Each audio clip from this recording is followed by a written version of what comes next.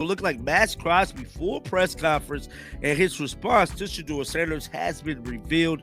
That's what we're going to react to in this video. Man, from the start of Shedeur Sanders' NFL career, I believe this is going to be a legendary day, legendary moment. But one thing we have to keep in mind, one person we really should keep in mind is Maxx Crosby. The Cleveland Browns offensive line need to come up with a way to contain Maxx Crosby. They laughed at this idea until it went viral. Now, Maxx Crosby's full response to Shedeur Sanders just detonated online. What did he say? Why is everyone losing their minds? Stick around, because this twist is wild. We've had Shadur on this show before, pre-draft. I know he struggled a little bit, but did move the ball and gave them an opportunity at the end of the game. It just didn't work in their favor. Yeah, regardless, we have a job to get done, and we got to make his life miserable, and we got to shut down their offense, for us to have a chance. And I got a ton of respect for, obviously, OG, Dion and his whole family. They're great people, and it'll be fun. Somehow, in the middle of all the chaos leading up to week 1, Maxx Crosby's full response to Shedeur Sanders leaked into the internet bloodstream and detonated like someone plugged a toaster into a swimming pool. Maxx Crosby had the single-handed ability to make this a very good day for Shedeur Sanders or a very bad day for Shedeur Sanders. Now, his mission is to make it a very bad day for him. He has a job to do like everyone else on the NFL field. But I feel like Maxx Crosby having a relationship with the Sanders, having a relationship with the media, he's definitely going to be the conversation of discussion before and after this game. And now, everyone's acting like Crosby just walked into the rookie's living room and flipped the table over. 2 days, just 2 days before Shedeur's NFL career officially begins, the hype machine is already overheating. What is the one surprising thing that came from the draft? It's gotta be Shedeur. It's gotta be. It's gotta be. When he dropped out of the first round, I was shocked. When he dropped to the 5th, I'm like, holy Shedeur. Like, I love Shedeur to death. Like, that's like my little brother. Like, I've been trying to help him for a long time, and I've been in his corner during this whole process, and his chip on his shoulder is going to grow. And I think going to Cleveland, having to earn a spot, I'm happy that he got drafted, and now he has an opportunity to go make it right. You know what I mean? If he didn't handle the draft process well, if he whatever transpired to make that happen, it's over with. It doesn't matter. Legendary moment incoming, no doubt, but hovering right over that moment is a 6'5" problem with tattoos and bad intentions. Maxx Crosby. This is the part folks keep pretending not to notice. What's up? Speak. Let's go. All right. Well, just to keep it simple, it's probably getting difficult to keep coming up with inspiring messages for the team. But how do you get past this hump? How does this team get over this? I mean, at this point, you're not playing for the playoffs, which is unfortunate, but you just gotta keep showing up every day. Positive attitude and keep working. You work all year to have 17 opportunities. That's all you can do. You can cry and moan. This is what it is.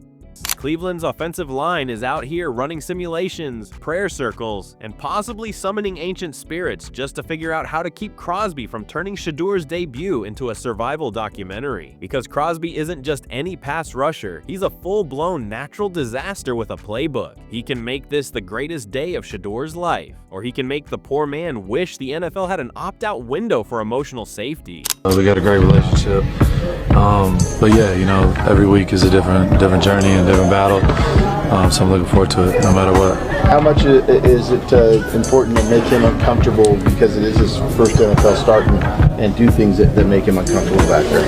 Yeah, I mean, every quarterback you got to make uncomfortable if you want to have success as a defense, so that's our job. We got to get after him, and we plan on doing that. When you look at how far he drops back sometimes when he's under pass rushes, that kind of make you hungry to get after it.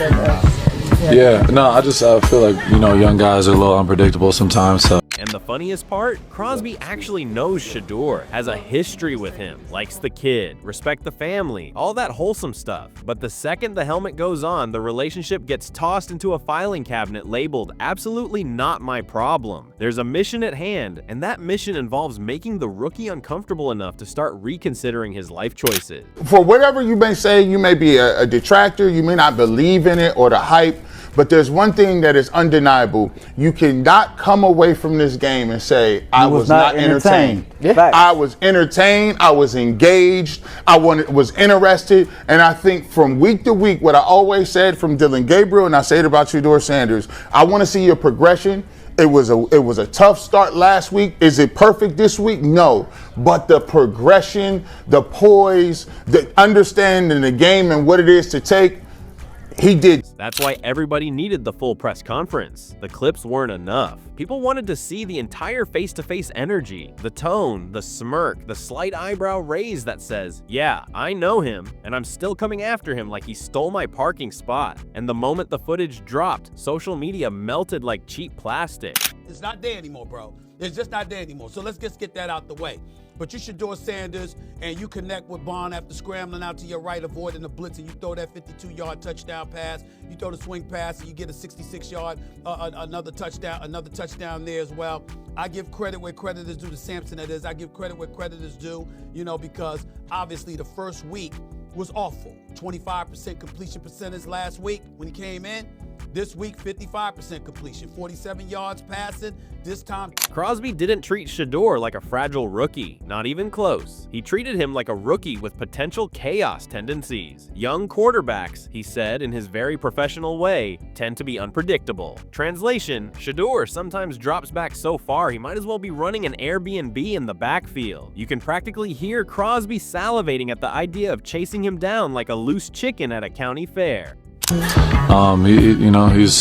had a lot of success, in the college level, and he's getting his first start, so it's gonna be a fun battle. I know you just mentioned you known him for quite some time. It's like, how often were you to watch some of his games back at CU? Kind of like what stood out to you when you did get the chance to watch him? I mean, I watched a lot of them, majority of them. I know his family really well. They're great people. But the respect is real. Crosby watched a lot of Shedur's college games, voluntarily, which means he wasn't just preparing for a matchup. He was low-key scouting, admiring, observing, and probably bookmarking moments like, ah yes, this is the angle where I'm going to introduce him to the turf. Now, while everyone's obsessing over this one duel, another subplot is brewing on Cleveland's side. They've got Myles Garrett, Malik Collins, Alex Wright, Mason Graham. Dillon Gabriel has zero traits for an NFL starter, physical traits. Sure. He might have the mental. Yeah. That's why I said I think he could be a hell of a coach one day. Yeah. All right? But he doesn't have a single trait that says he's an NFL starting quarterback, where clearly Shadur does. All right? We know he's got that arm talent. I love his touch on the deep ball. I loved it in college. All right? And here's facts that'll say why you got to keep it. All right? Yesterday, he completed 3 passes for over 35 yards. A whole defensive line of people who look like they were engineered in a football lab. And here's Crosby casually giving them compliments like he's reading Yelp reviews. Garrett, 1 of 1. Collins, a pass rush sorcerer. Wright, got paid because he's built like a Marvel villain. It's almost poetic. Crosby hyping up the competition while absolutely planning to ruin their quarterback's weekend. Then out of nowhere, Crosby shifts to Brock Bowers, calling him basically a football unicorn. Fast, big, catches everything, and probably files taxes early. The man couldn't help himself. 2,209. A touchdown pass yesterday. Give credit where credit is due. It was really, really good to see him perform, for him to have the opportunity after a few days of practice, like he pointed out, to really, really showcase his skill. And then you look at him. He's bigger than Dillon Gabriel. He clearly has a better arm, can spread the field better, can throw the deep ball. Okay, so he showed you some of the things as to why we were talking about him coming out of Colorado before he fell to being a 5th-round pick. He had to remind the world that the Raiders have weapons too, one of whom apparently specializes in dunking on defenders like he's auditioning for an NBA contract. Of course, the matchup isn't just pass rush versus passer. Cleveland's young running backs play a role too, but with Crosby already plotting his invasion, Shadur might not have time to hand the ball off before his soul leaves his body. And now the countdown begins. Teams are traveling, fans are swarming Vegas like it's Black Friday. If you take the whole season with all those other Browns, they completed 1 ball over 35 yards. 1. That's why Myles Garrett's like, holy cow! Whatever. And look, did he play great? No. And 100% Dano. Yes, it's about the defense. Yeah. They had 10 sacks. Yeah. Shedeur, can I please, I know you don't listen, but please, every time you win a game, okay, your team wins a game, please use we and us. That's it.